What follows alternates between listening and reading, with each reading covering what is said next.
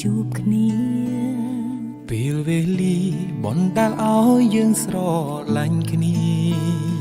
ដោយใจដន់ឬនិស័យដោយនិស័យឬកម្មពីព្រះសូរិយាលើមេឃាប្រាប់ខ្ញុំផង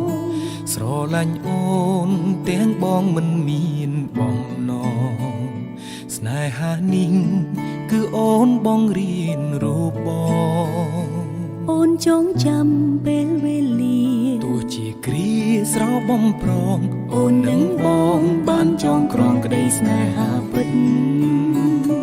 រឿងគ្រប់យ៉ាងគឺជាវាសនាមិនស្ដាយក្រោយនឹងសាងស្នេហាកាន់ដៃគ្នាឆ្លងវដ្តសង្សារស្នេហាពិតពីមនុស្សម្នាក់បណ្ដោយវេលាបងខ្លាចជាមនុស្សម្នាក់ចេះគិតស្នេហាពិតស្គាល់ជីវិតពេលស្គាល់រូបអូនអរគុណបងដែលព្រមស្រឡាញ់អូនព្រោះរូបអូនបងលែងមើលងាយក្តីស្នេហ៍ស្នេហ៍ពួកយើងជាស្នេហ៍ពិតព្រមលីខិតមិនអាណិតទេពេលវេលានៅក្បែរគ្នាមានកំណត់